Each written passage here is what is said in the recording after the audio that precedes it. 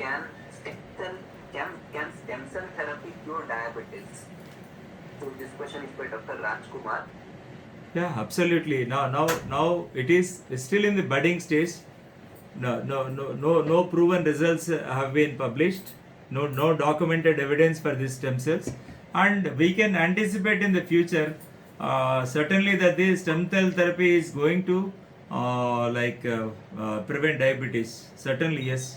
The answer is yes, and let us be optimistic. We all need to be little bit optimistic, and we need to wait and watch what happens actually, because we have not gone to that particular extent that okay, eliminating a disease, okay, like okay, still gene therapy is going on, and after that the stem therapy will come definitely into vogue, and certainly if in a due course I think we will definitely be able to either prevent or to abolish all these the diseases or the disorders. Yes, sir. Thank you, sir. Thank you very much for that answer, sir. Next question is, what about BIDS therapy?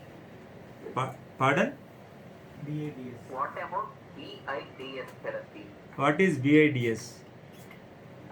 Yeah. No, let you ask all the people not to use the abbreviations in the questions, Praveen. It's a very hectic task for the speaker to expand this. I cannot imagine. Go beyond an imagination. Ask the person what is BADS first of all. Yes, sir. So I would request the attending Yeah, no officer to problem. please Skip the question, then go to the uh, next question. yes, sir, to be to the point. Yeah. Next question is on quality of life, sir. So, have you found improvement in quality of life with pen devices compared to vial syringes? Absolutely yes for this particular question. With the pens and the devices, you can improve the quality of life. Absolutely. Yes, sir. Yes, sir. Thank you, sir. Thank you for that answer, sir. Yeah. Next question is on therapeutic inertia, sir. See, Despite uncut. one second, Praveen. Yes, sir. Yes, sir. Yeah, probably this gentleman who had asked the BIDS beds, that is maybe that is bedtime insulin with daytime sulfonylurea. I think that's what. Oh, okay, sir. It's very difficult for to catch up these silly abbreviations actually in the programs actually. Maybe they are very familiar to them, but we are not as an international speaker. I don't have any experience with this the abbreviations actually. So you need to yeah, BIDS must be that's what I think, the bedtime insulin with the daytime sulfonylurea. Okay, that was way back in few years ago, that they used to give a sulfonylurea in the morning, and the bedtime they used to give a basal insulin. Maybe that works for some certain patients, but there will be a lot of glycemic variability, and for that reason definitely I don't recommend this particular the BIDS. That's what the bedtime insulin and the daytime sulfonylurea. And if it is this particular BIDS is bedtime insulin and daytime sulfonylurea, this is my take home, because I never put the patient on daytime sulfonylurea and bedtime insulin. So if one wants to keep, there is nothing wrong. They can as well go for a basal insulin, and for covering the to mimic the normal physiological the secretion of the insulin, like basal insulin will cover the basal portion, whereas the sulfonylurea, which is long acting, like the glibenclamide, may take over the prandial insulin. Maybe that is the concept behind this. Okay, if it is the same, okay. If it is not, ask that particular gentleman to expand it. If I am wrong, the BIDS, if I am wrong, okay, that's better. Yes, sir. I would request the audience to type the full form for the questions and Yeah. avoid such short forms. So the next question, sir. Yes. Sir, despite uncontrolled on multiple oral anti-diabetic drugs, Ah. and knowing the insulin provides better control, we still have therapeutic inertia for timely insulin initiation. So what could be the exact reason and how to break this inertia? I think it's See, a long question. the doctor pretty well knows that the patient is on multiple OADs, and the doctor pretty well knows that he has gone to a state of the pancreatic bankruptcy, otherwise we call it as a secondary OAD failure, and still the patient is not convinced with the insulin initiation, and it all requires a sort of a nice counseling to the patient, that you are bankrupt. If you are bankrupt, you go for overdraft. Okay, if one is totally bankrupt, would you go for a overdraft, or would you not go for a bank loan or something else? If food is not prepared in your house per se, would you starve, or would you get the food from outside and eat? Just like that, when the body is not producing this particular the endogenous insulin is exhausted, where the patient has used 1, 2, 3, 4 oral anti-diabetic agents, and still the HbA1c is going high. That is an indication that the patient is getting into almost pancreatic bankruptcy and the secondary drug failure. There must be a nice counseling to the patient. You tell him that let's start with one bedtime insulin, which is virtually painless, which is not at all uncomfortable for you, and you can start with that first, and maybe you can later on you change it to the basal plus. That is, if the patient is affordable to take, you can go for the insulin degludec and the combination of phosphate, and afterwards you can make it either the BD, or even the you can start with the patient is not able to afford to go for all these the expensive ones. If the patient cannot afford to go for this analogs, either the aspart or the protominated aspart, or the insulin degludec and the aspart, you can as well go for the NPH at the bedtime to start with, and then you can change over to the premixed BD. It all depends on how you convince the patient. If you don't have the communication skills, you can never initiate the insulin to that particular patient, and it's a tricky the way of convincing the patient. That comes with experience, that comes with wisdom, that comes with knowledge. You have to translate the research. You must be able to translate the research into a common man colloquial language, so that he understands what is the basic defect. You are running out of insulin, you have to take it. The insulin, the exogenous insulin is to be taken. That is the core essence. You need to put it in the mindset of the patient in such a way that the patient understands it better. That's it.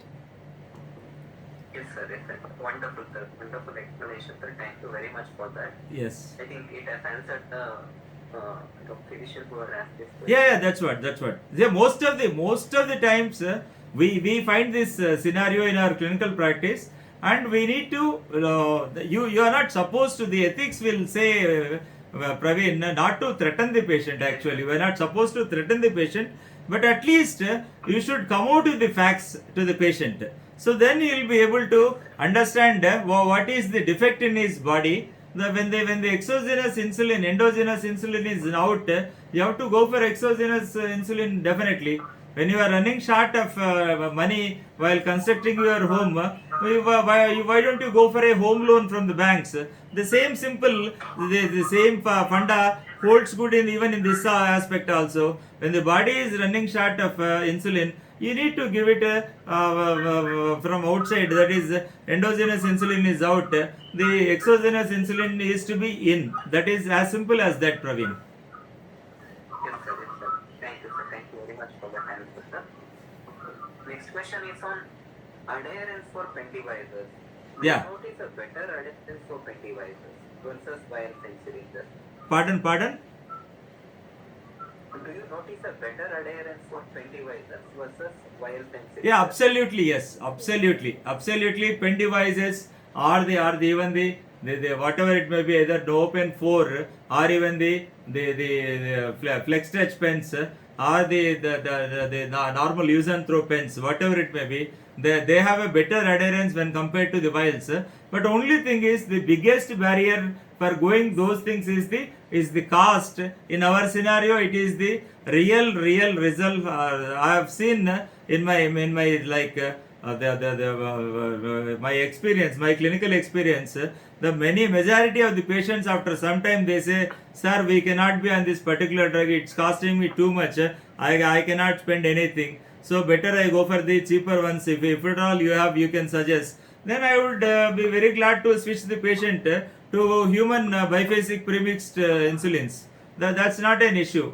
Only the barrier being the cost, not anything. With regards to the efficacy, the adherence, the tolerability, and everything, the devices they score over this the conventional bottles and the plastic syringes, absolutely. But only the barrier is cost.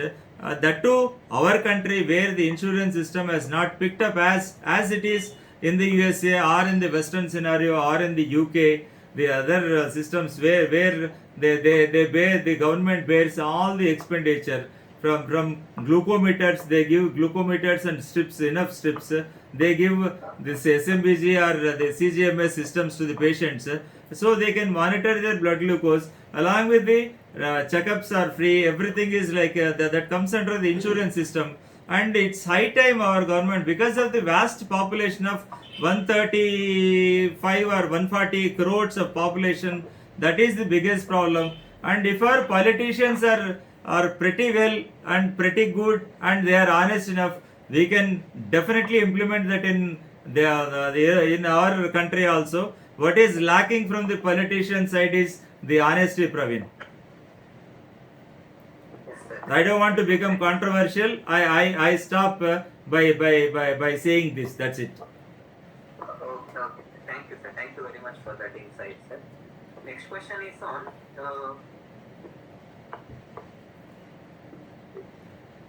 has there been better glycemic control with after switching from vials and syringes to pen devices? Pardon? Is there a better glycemic control? After switching from vials, Yeah, from vials to devices, a better glycemic control. yes, sir. Yeah, definitely yes, Praveen, because the accuracy is more with the devices and the pens when compared to the syringes. It is very easy to administer, and with less pain, the tolerance increases, and the accuracy of dosing. That's what is what makes the difference between the syringes and the not all patients are well educated, not all patients are so literate as in the Western scenario. Always we have to compare that. Keeping this low literacy rate and low level of awareness and all, the pens, the NoPen 4 or even the devices, they definitely improve the accuracy, and that improves the glycemic control on the whole, and in the long run. Definitely that has an edge over the bottles and the syringes.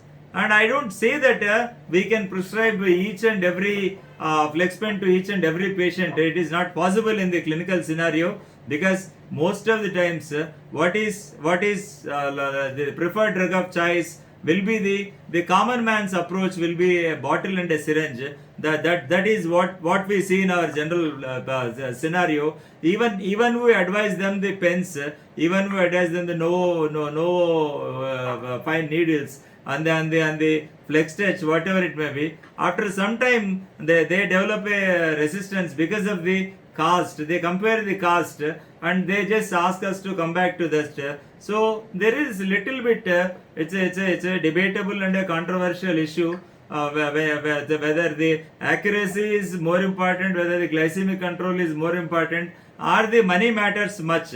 That is the question. You need to strike a balance between these two things, Praveen, always. As a clinician, a wise clinician will strike a balance between the patient's the economical condition and the requirement of that particular the choice of insulin. That depends totally on the wiseness of the clinician and the affordability of the patient.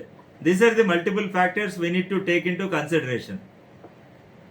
Yes, sir. Thank you, sir. Thank you very much, sir.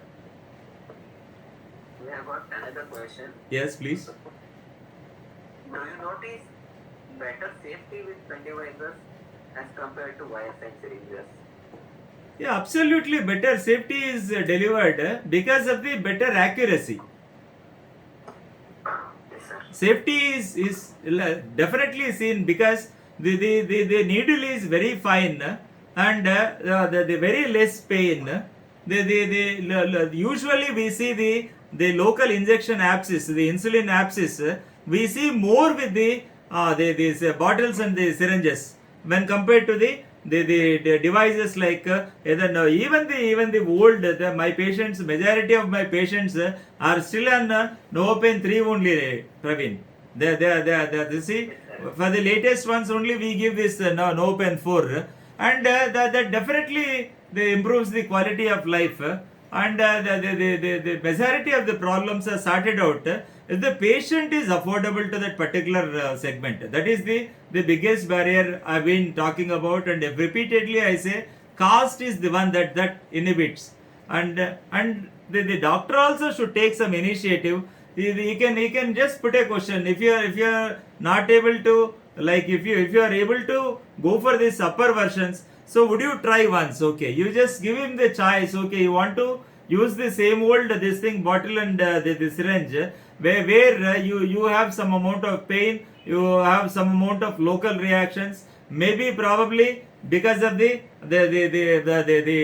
impractical approach or the incorrect way of administration, either the insulin abscess or what you see this the dermatitis like thing, like it is not given in the subcutaneous tissue, rather it goes into this particular intradermally it goes, whereas it produces a lot of dirty skin reactions like black patches you find, and that's definitely a problem. It all depends on how that particular treating clinician counsels that particular patient. That is very important. See, that's what I repeatedly keep saying. If at all you want to treat diabetes, if at all you want to treat hypertension, all the metabolic diseases or the disorders, you should have a lot of patience and you must be able to devote some of your time to that. If you can't devote your time to the patient, you are definitely not a good clinician. That's what I bluntly say.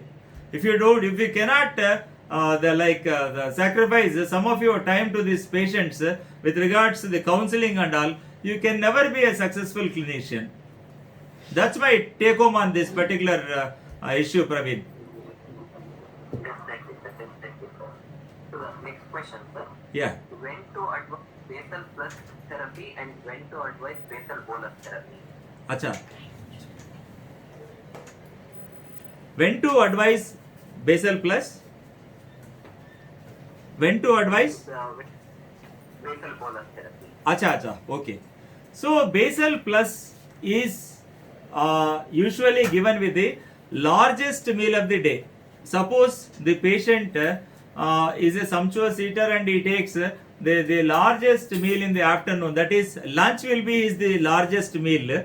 You can advise the basal plus, that is insulin degludec plus insulin aspart just 5 minutes prior to the lunch. If the patient the patient's large meal is dinner, you can advise the patient to have it just 5 minutes prior to the dinner. Basal plus indication is only to be taken with the largest meal of the day. If it is a breakfast, like okay, heavy breakfast, okay, you can give it with the breakfast itself. If the patient takes a little bit of lunch, little bit of dinner, like the king's breakfast and the beggar's dinner, then in that case you can go for that. That is the indication of basal plus insulin. And the basal bolus is used when the patient is they reaches a point where there is the abnormal excursion in the blood sugars, uncontrolled with all the modalities, all the gimmicks like the 2 OADs, 3 OADs, 4 OADs, 5 OADs with basal insulin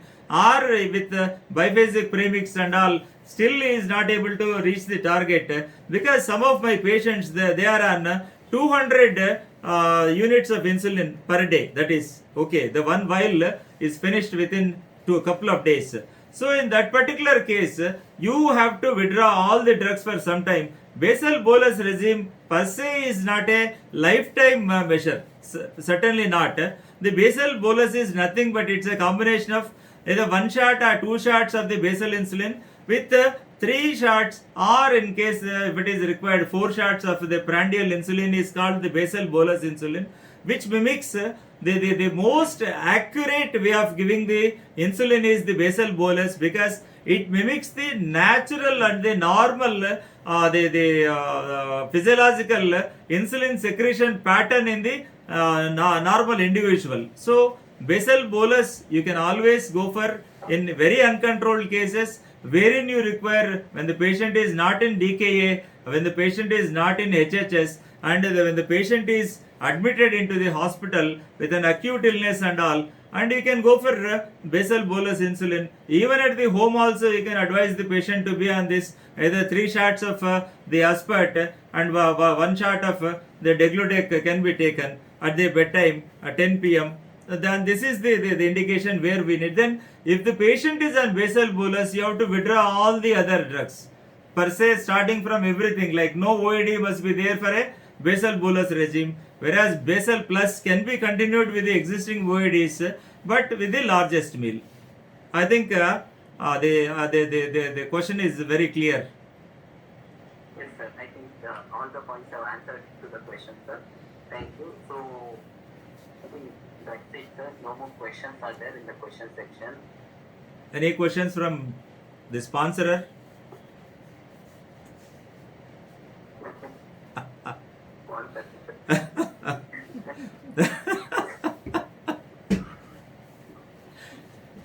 So it's a nice interactive session, really enjoyed.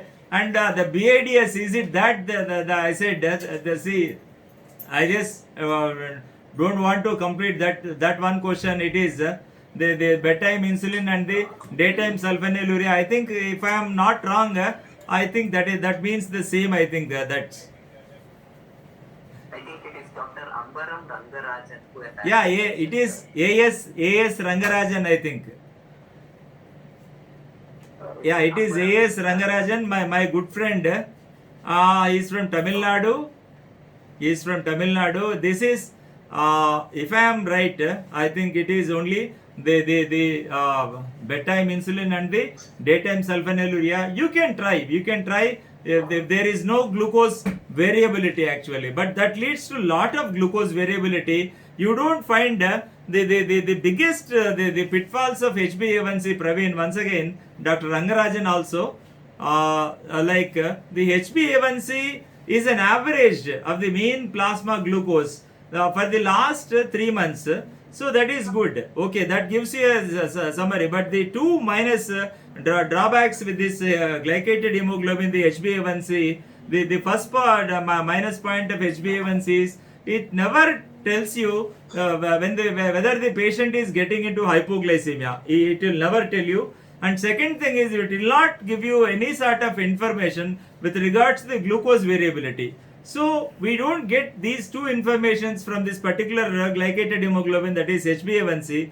So you need to go for either CGMS, the continuous glucose monitoring system, or the SMBG, that is self-monitoring of the blood glucose, where only you get to know whether the patient is either the peaking or the dipping, whether the patient is getting into hypoglycemia followed by hyperglycemia, and you can find out the hypos and even the glycemic variability also. You can trace it out very easily, so that you can change the modality of that. And nowadays, instead of monitoring with the glucometer, the Abbott people have come with the Freestyle Liber Pro. That is a device where you have a sensor and an applicator, where you need to they inject this the sensor with this applicator on the back of your upper arm, so that the sensor gets into the subcutaneous tissue, and it works for 14 days exactly. And every 15 minutes you can draw a reading, and after 14 days the meter will show you the readings, and you can connect it to your desktop or laptop. You can take the printouts of it, where it gives the bar diagrams, the graphs and all in 6 modalities. you can study where the patient is dipping. Like it is something like the ambulatory blood pressure monitoring. That's it. It is as simple as that. Like you want to find out the glycemic the blood sugar variability, or you want to trace out the nocturnal hypertension, or you want to trace out the dippers and non-dippers. See, we go for ambulatory blood pressure monitoring. Likewise, the Freestyle Liber Pro is a hassle-free 14-day glucose reading. That tells you once in a while. You keep checking with this, because patients, even you ask them to check by with the glucometer, they don't do it so often. They do it in the morning fasting, they do it in 2 hour post lunch. Nobody cares to go for a 7-point formula of monitoring. They don't go, because 7-point formula of monitoring is nothing but one time you should test the fasting in the morning and the post breakfast 2 hours, and pre-lunch and post-lunch 2 hours post-lunch, and pre-dinner and 2 hours post-dinner, and one time 6:30 p.m. that is 6:30 a.m. and 6:30 p.m. This is what is meant by the 7-point formula of monitoring the blood glucose levels, which will give you the exactly where the patient is dipping into hypoglycemia, or where the patient is peaking into the hyperglycemia, Praveen. Yes, sir. Yes, sir. Thank you, sir. Thank you very much, sir. We have got another question, sir. Would you like to take, sir? Absolutely. Any questions are most welcome. I said I love the interactive session. Please, all my friends, just feel free to type the questions and put it in the chat box, so that I'll be able to clear all of your doubts. Please. This question is by Dr. Viranam Karthik. Oh, Karthik, very good friend of mine. Okay, sir. Yeah, he finished his general medicine fresh. He started his practice. He's a budding physician actually. My good friend Viralam Karthik. Yes. Right, sir. Sir, why do we get higher HbA1c level, like 9% HbA1c with FPG and PPG levels in acceptable range? Pardon, why do you get like 9% of HbA1c with absolute normal fasting and post lunch? Yes, sir. Yes. Is that the question is, Praveen? You find higher A1C like more than 9% or 10%, and the fasting plasma glucose is normal within the target, and the post lunch is also normal. That is the question, right, Karthik? Yes, sir. Yeah. See, the best answer for this is, our Indian patients are so intelligent that very intelligent, extraordinarily intelligent. They are rubbing on the wrong side exactly, Praveen. That's what I mean to say. Well, see, earlier, even during the police elections or the army selections or the navy or the air force selections and all, where the armed forces or even the industrial security force and all, they used to cheat by taking 1 tablet extra or eating less and taking 10 units of insulin extra, just to show that their fasting is normal, post lunch is normal, they don't have diabetes. This is the funda they used to adopt before this particular introduction of glycated hemoglobin.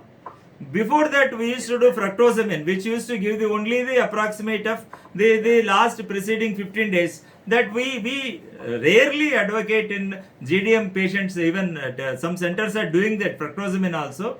So this is the reason the patient, the intelligent patient, starts exercising a couple of days prior to the doctor's visit. Actually, what does is he'll never walk, and he's a sumptuous eater. He eats all sweets, chicken, mutton, whatnot, and any dirty, damn junk food, and the burgers and the pizzas and the noodles, what is available on the earth, he'll take so happily. And he wanted to show to his family members that everything is normal. So the exercise starts exactly couple of days before the doctor's visit. What he does is, he goes for walking. He'll take 1 pulka, he'll take 1 idli, he'll take this much of rice, and he'll just take the double dose of the tablets and on the day, the night prior to the visit, he takes only one pulka, he takes 2 tablets, or if he is on insulin, if I had asked the patient to take 20 units of insulin, he takes 30 units of insulin, comes early in the morning 6 o'clock, leaves his sample, his fasting shows somewhere around 90. And he goes to that particular home or whatever it may be, the hotel, whatever it may be, and he takes his insulin dose and the double tablets, and he'll take only one single idli, Praveen. What I have observed in this. And that comes absolutely normal, as close as it. And so many a time I have asked my laboratory people to again recheck, because A1C shows somewhere around 12 or 13, even 14 also, not even 9. And the fasting plasma will be 90 and the post lunch will be 120. And thinking that there is a miscorrelation, actually I thought of repeating that. Nowadays I have stopped seeing the intelligence of the patients, that like the level of awareness, definitely we are trying to raise the level of awareness of the patients, but probably they are rubbing on the wrong side. See, all these spikes will be caught in this particular A1C, because he cannot manipulate for all the 3 months. Nobody can act for 3 months, Praveen. So only they can act for only a period of couple of days prior to the doctor's consultation. That is where you get the high HbA1c and the very normal fasting plasma glucose if the patient is on the treatment. This is the one side of the coin. The other side of the coin I want to highlight is, if the patient is coming to the doctor for the first time, is not a established case of diabetes, he is not on any treatment and nothing, no exercise, no diet, he is not at all a patient actually. They come for checkup. So sometimes we see the scenario that they have the 3 months average will be very high, like 9. It will not be 13, 14 definitely. It will be 8 or 9. Now by A1C they come into the category of type 2 diabetes. If it is standardized to the NGSP protocols and the DCCT protocols as recommended by the American Diabetes Association, if it is followed very methodically, if the lab is following these protocols, the NGSP and the DCCT assay, and the fasting and post lunch blood sugars are doing extremely good, like not like the fasting will not be more than 126 and the post lunch will not be 200. In that particular case, we need to label that case as type 2 diabetes by HbA1c, and you don't need to start treatment for that patient, because American Diabetes Association has clearly mentioned, if the patient comes for the first time, the naive patient comes and he's got high HbA1c and a normal fasting plasma glucose and a normal postprandial glucose, maybe you can diagnose it as label it as a type 2 diabetes by A1c, but you are not supposed to start the pharmacological treatment, whereas you are supposed to start the non-pharmacological treatment.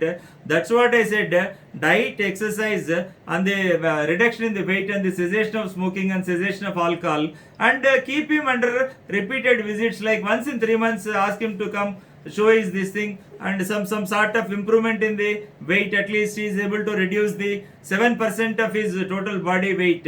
So suppose the patient is somewhere around some 90 kilos. If the patient is like he wants to reduce by 7%, it is somewhere around 6 kilos or 6.3 kilos. If he is able to achieve it within 3 to 6 months of period, I think like he becomes very much normal. And the diabetes, the reversal of diabetes is a debatable and a controversial and a hot topic. I don't want to get into that actually. But this is the other side of the coin I am telling, Karthik. In that particular patient, only you have to advise the non-pharmacological therapy. You are not supposed to start, and you can later on go for the patient is naive patient, newly detected by this HbA1c. You can give him the OGTT, like oral glucose tolerance test, by using 75 grams of the anhydrous glucose, and the fasting, you have to take one fasting. Fasting is defined as no calorie intake for a period of 8 hours, and a 2 hour post glucose with 75 grams, still the patient is little bit above this 200 or around 200, or the fasting is more than or around 126, you can always put the patient on low dose of metformin. These are the two scenarios where we see the high HbA1c and a normal fasting and the normal post-lunch blood glucose, Praveen. Yes, sir. There is another question, sir. Yeah, please. Ambaran Rajan only. Yeah, Rangarajan. Yes, sir. A non-diabetic with high fasting blood glucose around 110 milligram per deciliter and No, non-diabetic. with high fasting plasma glucose and CPG is 130. Acha, what sort of high plasma glucose? Did he mention the figure? He has said that 110, sir. 110 is FPG, CPG is 130. No, the question itself is wrong, because 110 of fasting plasma glucose is not abnormal at all, Praveen. It is normal. See, suppose it is somewhere around some 190 of fasting plasma glucose or 200 of fasting plasma glucose, then you can say that it is high fasting plasma glucose, and compared to that a low postprandial, this thing is the 130 milligrams per deciliter of post lunch. That's what if I want to put the question in this way, this would be the right approach, Rangarajan. I think the high fasting plasma glucose with a normal postprandial this thing, that shows there is a subcategory of diabetes wherein there will be like the first phase of insulin response is not lost, even the second phase of insulin is not that blunted or not that delayed, wherein you find the high fasting plasma glucose, which is separately called as the fasting hyperglycemia. The entity itself is fasting hyperglycemia, and whenever the patient has got the normal 2 hour or normal anything, like let it be post breakfast or post dinner or post lunch, whatever it may be, that's a good sign actually. I don't say that keeping fasting plasma glucose at a high level is a good sign, but when you think in terms of the gold standard studies like Honolulu and all, the other 7 major trials, the main being the Honolulu study, which was done where it shows that the normal fasting plasma glucose with an abnormal postprandial plasma glucose is always associated with the high incidence, the increased incidence of cardiovascular disease, whereas a normal postprandial blood glucose and a high fasting plasma glucose is not that much associated with the incidence of cardiovascular disease. But I don't endorse that you can maintain a high fasting plasma glucose. You should always address it with the correct tools like the metformin. If you want to take the sensitizer, that's going to reduce the hepatic glucose output, thereby maintains this fasting plasma glucose. If you can treat the patient with 1 gram metformin in the morning and 1 gram metformin in the night, and the glipizide is a wonderful sulfonylurea that keeps the patient's fasting plasma glucose will be taken care wonderfully by the glipizide. If you can keep the 5 milligram to 10 milligram at bedtime, along with the basal insulin, you can always control this particular the fasting hyperglycemia. Once you fix the fasting first, then automatically you can fix the post lunch, whether it is out of control or under control. First, the basic funda is, I always repeatedly say 3 F's, that is fix the fasting first. That is more required. By means of, you can use a basal insulin. Before that, you need to add a metformin. And if at all the patient is tolerant to this particular sulfonylureas, glipizide is the one sulfonylurea which takes care of this particular the fasting hyperglycemia better than any other drugs on the earth. Yes, sir. Thank you, sir. Thank you very much for that answer. Is it clear, Praveen? Yes, sir. Definitely. Yeah. Clear, sir. If it is clear for you, I think the other doctors also, they feel comfortable. Yes, sir. So, I don't find any more questions, sir. So still I am left in the dark that the bedtime insulin and the daytime sulfonylurea. Still it has not come, right? Okay. I think it's by Ambaram Rangarajan. You didn't get that, right? Okay. No, sir. BADS. Dr. Rangarajan has asked other questions, but not said the full form of this. No, whose question was that? The BADS. No, to the best of my knowledge, it's a guessing work actually. BADS is a guessing work because it's not an international nomenclature. See, if it is an international nomenclature, I'll tell you, FPG is an international nomenclature. 2 hour PG is an international nomenclature. So taken for granted. GDM is an international nomenclature. MODI is an international nomenclature. LADA or LADI is an international nomenclature. Right? Yes, sir. Now Dr. Rangarajan has replied, sir. BDS, you are right. He's saying. Acha, so, right. Thank you so much. Okay. If I am right, okay. There is nothing wrong in trying that particular bedtime insulin with a basal insulin. And if it is really true 24-hour acting insulin like Aspart actually, like Degludec, not the Detimer, Levimir, not the insulin Glargine, and either the Degludec or the other option I would like to say is insulin Glargine U300. That is the only the choice you have.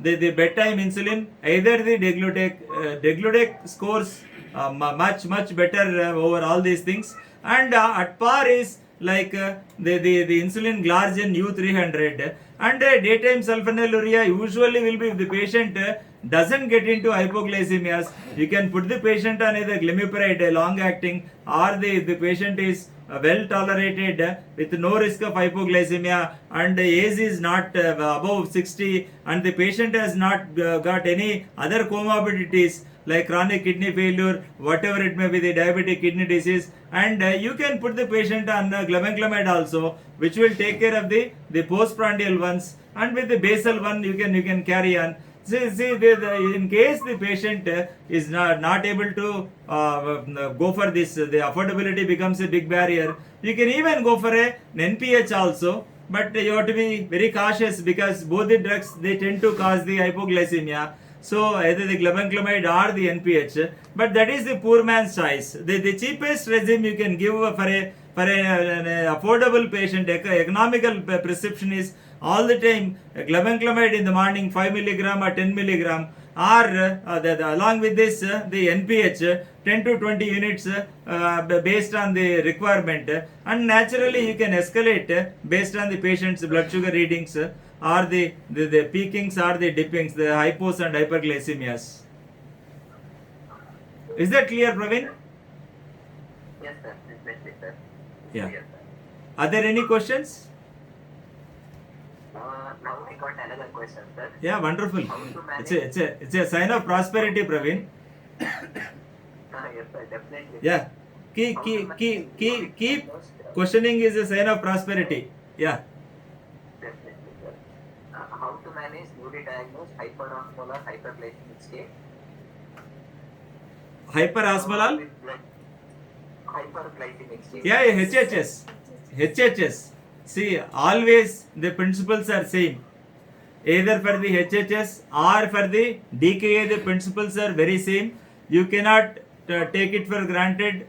Like you cannot go for any oral drugs. The patient has to be on insulin certainly. You have to take care of this particular the electrolyte imbalance. You have to take care of the dehydration, and the principles are one and same.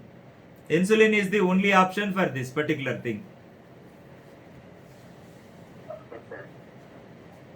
So, no more questions, sir. Yeah. If there are no questions, with your permission, I think we can wind up the session, Praveen. Sir, with your permission. You are the boss here. I am after all a speaker. You are the moderator, coordinator, everything, Praveen. No, sir. So no question from the sponsors.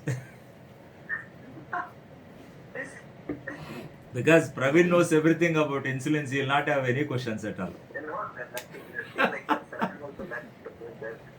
Praveen, dear my doctors, Dr. Praveen is a gold medalist in MD Pharmacology. He did his MD Pharmacology from Bangalore Medical College, a very prestigious medical college, and a humble boy, down to earth personality, and he knows everything. I know that he knows everything.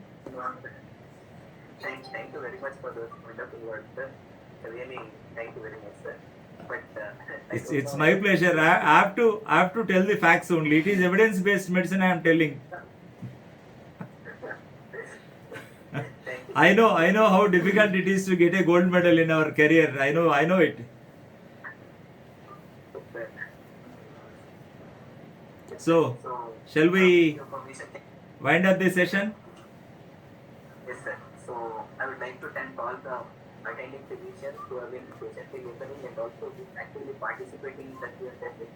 And also, I would like to thank both the speakers, Dr. Sekuri Krishnamohan sir and Dr. Sekuri Tirumala Dev sir, for the wonderful presentation and also for the Q&A session.